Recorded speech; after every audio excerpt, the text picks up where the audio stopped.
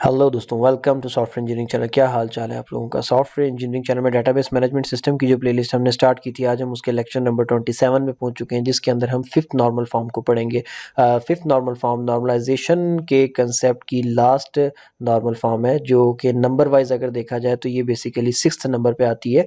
और क्योंकि हमारी पहले फर्स्ट नॉर्मल फॉर्म होती है, फिर सेकेंड नॉर्मल फॉर्म होती है, फिर थर्ड नॉर्मल फॉर्म होती है, और फिर चौथे नंबर पे फोर्थ नॉर्मल फॉर्म नहीं बल्कि 3.5 नॉर्मल फॉर्म होती है। और उसके बाद फोर्थ नॉर्मल फॉर्म, फिर फिफ्थ नॉर्मल फॉर्म आती है। तो नंबर वाइज ये सिक्स्थ बन जाती है और ये लास्ट नॉर्मल फॉर्म होती है।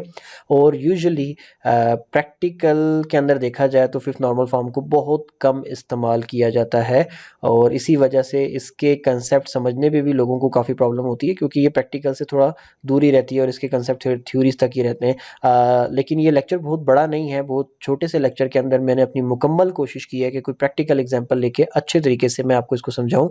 और मुझे उम्मीद है कि अगर आप लोग मुकम्मल तवज्जो के साथ इस लेक्चर को मुकम्मल तौर पे देख लेते हैं तो आपको फिफ्थ नॉर्मल फॉर्म दोबारा किसी और वीडियो से जाके देखने की ज़रूरत नहीं पड़ेगी। तो मैं स्टार्ट करता हूँ लेक्चर को। तो सबसे पहले फिफ्थ नॉर्मल फॉर्म में पहुँचने के लिए वही एक पहली कंडीशन तो वही है कि पहले आपका जो टेबल है या फिर जो रिलेशन है वो फोर्थ नॉर्मल फॉर्म में होना लाजमी है। उसके बाद अ table is in fifth normal form if it does not contain joint dependency, यानी कि अगर आपके टेबल में जॉइंट डिपेंडेंसी नहीं है तो वो जो टेबल है वो फिफ्थ नॉर्मल फॉर्म में होगा। तो अब देखते हैं हम कि जॉइंट डिपेंडेंसी क्या होती है। हमने पहले भी देखा था, इससे पहले हमें मुख्तलिफ किस्म की डिपेंडेंसी से पाला पड़ा अपनी फॉर्म्स, नॉर्मल फॉर्म्स को पढ़ते हुए, कभी पार्शियल डिपेंडेंसी से, कभी ट्रांजिटिव डिपेंडेंसी से। तो जब हम उन डिपेंडेंसीज को दूर करते थे तो फिर हम उस फॉर्म में पहुंच जाते थे। तो यहाँ पर भी इसी तरीके से इन्होंने ये बताया कि अब यहाँ पर जो डिपेंडेंसी आ गई है वो जॉइंट डिपेंडेंसी आ गई है, यानी कि अगर आपके टेबल में जॉइंट डिपेंडेंसी नहीं है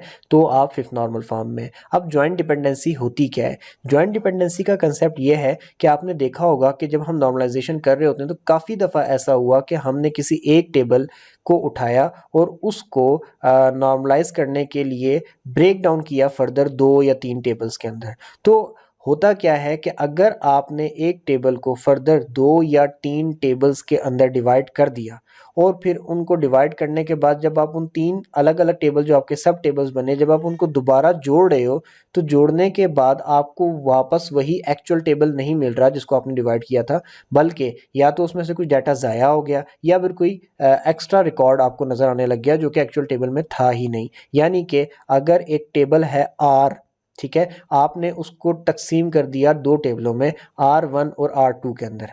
अब आप दोबारा से उस R1 और R2 को जब वापस जोड़ते हो, उनको ज्वाइन करते हो, तो ज्वाइन करने पे जो आपको रिजल्ट मिल रहा है वो वापस R नहीं मिल रहा, ठीक है। तो अगर ऐसा इशू है तो उसको हम ज्वाइन डिपेंडेंसी कहेंगे। अब डेफिनेटली आप लोग कंफ्यूज होंगे कि ऐसा कैसे हो सकता है कि जिस टेबल को हमने तोड़ के 2 टेबल बनाए, तो जब वापस हम उसको जोड़ रहे हैं तो हमें वापस रिजल्ट नहीं मिल रहा। तो देखें, हमारे पास डेटाबेस के अंदर 2 टेबल्स को ज्वाइन करने के लिए बाकायदा कुछ रूल्स मौजूद हैं, ठीक है। और उन रूल्स को हम ज्वाइंस ही कहते हैं। आपके पास इनर ज्वाइन आ जाता है, नेचुरल ज्वाइन आ जाता है, आउटर ज्वाइन आ जाता है, लेफ्ट ज्वाइन, राइट ज्वाइन, पता नहीं कितने किस्म के ज्वाइन आ जाते हैं, ठीक हो गया। तो आपने उनके थ्रू ही टेबल्स को जोड़ना होता है। तो इस कंडीशन के अंदर हम जब इन टेबल्स को, 2 टेबल जैसे कि हमने R को तकसीम किया R1 और R2 के अंदर, तो जब हम उन दोनों को दोबारा से जोड़ रहे होते हैं तो हम थ्रू नेचुरल ज्वाइन जोड़ते हैं। तो अगर नेचुरल ज्वाइन के ज़रिए जोड़ते हुए वापस आपको R नहीं मिला तो दैट मीन्स कि ज्वाइन डिपेंडेंसी है, और अगर ज्वाइन डिपेंडेंसी है तो फिफ्थ नॉर्मल फॉर्म नहीं है। तो अब ये बात आई होप सो कि यहाँ तक तो आपको समझ आ गया होगा। सादा से लफ्ज़ों में दोबारा से रिपीट कर देता हूँ कि अगर एक टेबल R, उसको आपने 2 में तकसीम किया R1 एंड R2, और दोबारा उन दोनों टेबल्स को जो सब टेबल्स बने R1 and R2 using natural join, जब आप उनको जोड़ते हो तो जोड़ने पे वापस R नहीं मिलता, तो this is the join dependency. और अगर ये कंडीशन फिफ्थ नॉर्मल फॉर्म, अगर ये कंडीशन किसी टेबल में है तो वो टेबल फिफ्थ नॉर्मल फॉर्म में नहीं हो सकता, इसको पहले ख़त्म करना पड़ेगा। सो अब हम सबसे पहले आगे जाकर देखते हैं हमारे पास क्या ऐसी सिचुएशन है। तो ये देखें, एक टेबल है जो कि फोर्थ नॉर्मल फॉर्म में है, सही है। और इसको देखें, इसमें क्या है, एक एट्रीब्यूट है सब्जेक्ट, दूसरा है टी नेम यानी कि टीचर नेम, और तीसरा है क्लास। तो अब इसमें 3 एट्रीब्यूट्स की बेस पे एक टेबल बना हुआ है। तो अब इस एक टेबल को हम फर्दर लेट से डिवाइड कर देते हैं 2 टेबल्स में, ठीक हो गया। और 2 टेबल्स में डिवाइड करने के बाद हम उसको जो है जोड़ने की कोशिश करते हैं। ठीक हो गया। और किस तरीके से? नेचुरल ज्वाइन के ज़रिए। तो नेचुरल ज्वाइन के ज़रिए जब मैं जोड़ूंगा तो आपको ये भी समझ में आ जाएगा कि नेचुरल ज्वाइन होता क्या है। तो हम उस नेचुरल ज्वाइन के ज़रिए इसको जोड़ने की कोशिश करते हैं। अब हम आगे चलते हैं। तो ये देखें, मैंने क्या किया, वो जो टेबल था जिसका नाम था जिसके अंदर तीन एट्रीब्यूट थे, सब्जेक्ट, टीचर नेम और क्लास, तो इसके मैंने फर्दर दो टेबल बना लिए।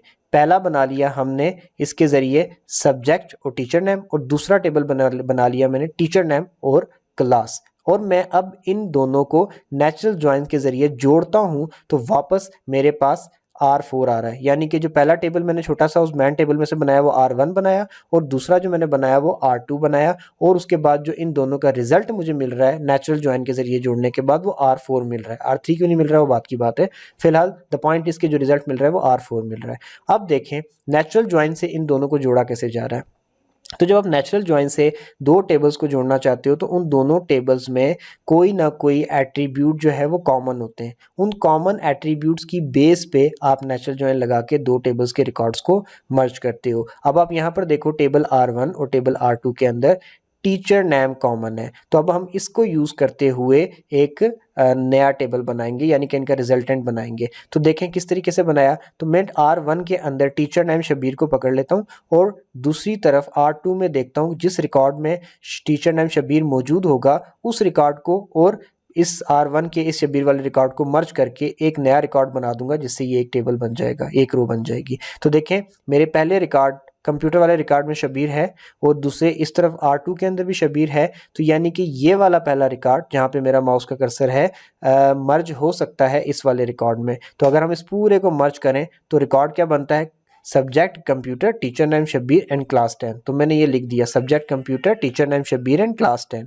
इसके बाद अब मैं इस शबीर को दूसरे रिकॉर्ड के साथ कंपेयर करता हूँ। तो पहले रिकॉर्ड में शबीर है लेकिन दूसरे में शबीर नहीं है, तो नेम कॉमन नहीं है, तो मैं इसको छोड़ दूंगा, इसको यहाँ पे मैं मर्ज नहीं कर सकता। फिर मैं शबीर साहब को टीचर नेम ये वाला उठाता हूँ और इसको आखिरी रिकॉर्ड के साथ कंपेयर करता हूँ। तो अगेन नेम कॉमन आ गया, ये भी शबीर है ये भी शबीर है। तो अब हमारा रिकॉर्ड क्या बनेगा, subject computer teacher name Shabir और क्लास 10। तो subject computer teacher name Shabir और क्लास 10 ये हो गया। अब इसके बाद मैं दोबारा से यहाँ से अहमद को उठाता हूँ।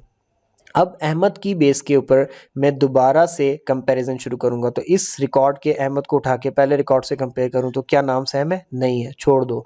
अब ये अहमद इधर मैच कर रहा है, तो यस ये दो रिकॉर्ड्स के अंदर दोनों में अहमद है। तो अब हम इसकी बेस पे एक नई रो बना लेंगे। तो रो क्या बनेगी, कंप्यूटर अहमद और 10। तो देखो कंप्यूटर अहमद और 10 की एक नई रो बन गई। इसके बाद हम आगे जाते हैं, अगेन शबीर आ गया। अब पहले रिकॉर्ड से कंपेयर करो तो जी इधर भी शबीर है उधर भी शबीर है, यानी कि सेम पर्सन है। तो अब हम क्या करेंगे, एक नया रिकॉर्ड बना लेंगे और वो क्या, subject English teacher Shabir and class 7। तो ये देखो subject English teacher Shabir and class 7। इसके बाद दोबारा से जब शबीर साहब को हम कंपेयर करेंगे तो शबीर और अहमद दोनों मैच नहीं करते, छोड़ दो। दोबारा आखिरी रिकॉर्ड पे आ जाओ, इसके भी आखिरी रिकॉर्ड में शबीर है इसके भी आखिरी रिकॉर्ड में शबीर है। तो सब्जेक्ट ये दोनों रिकॉर्ड मर्ज हो जाएंगे। तो जो नया रिकॉर्ड बनेगा वो क्या बनेगा, subject English teacher Shabir and class 10। तो subject English teacher Shabir and class 10।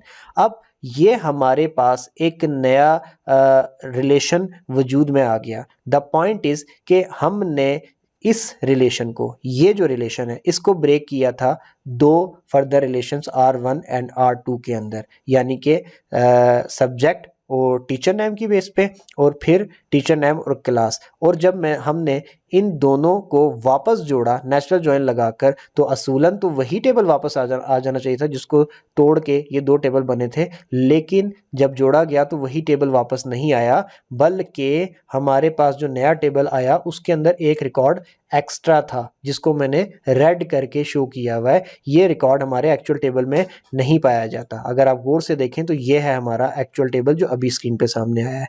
तो ये रिकॉर्ड हमारा एक्चुअल टेबल में मौजूद नहीं है, जबकि बाकी सारे के सारे सही हैं। सो द पॉइंट इज कि हमने एक टेबल को दो टेबल्स में तोड़ा और दो टेबल्स में तोड़ने के बाद जब उनको वापस जोड़ा तो जो हमारे पास रिजल्टेंट टेबल आया वो एग्जैक्टली वो नहीं था जो कि एक्चुअली होना चाहिए था। सो ये आपकी ज्वाइंट डिपेंडेंसी का इशू आ गया।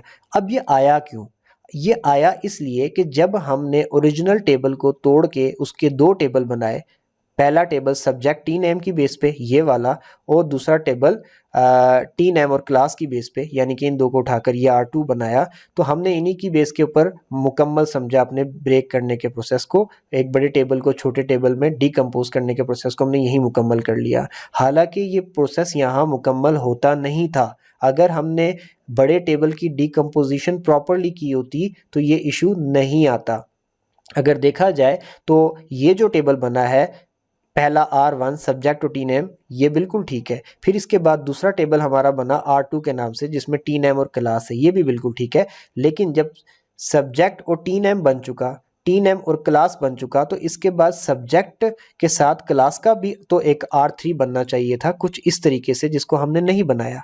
अगर हम ये बनाते और उसके बाद हम क्या करते कि R1 का नेचुरल ज्वाइन R2 के साथ परफॉर्म, जैसे अभी हमने करवाया है, ये करवाने के बाद जो फाइनल रिजल्ट आया R4, इसका अगेन नेचुरल ज्वाइन करवाते R3 के साथ। तो जब आप R3 के साथ नेचुरल ज्वाइन करवाते तो फिर जो फाइनल रिजल्ट आता वो बिल्कुल ठीक होता। ठीक है, तो अभी यहाँ पर देखें कि हमारे पास अब हम क्या करेंगे कि R3 तो अब हमने बना लिया ना, हम अपने अब हमने अपनी गलती को सुधार लिया। अब हम यहाँ पे रुकेंगे नहीं, बल्कि जो R4 हमारे पास आया है उसको R3 के साथ जो है हम नेचुरल ज्वाइन कराएंगे। किस बेस पे?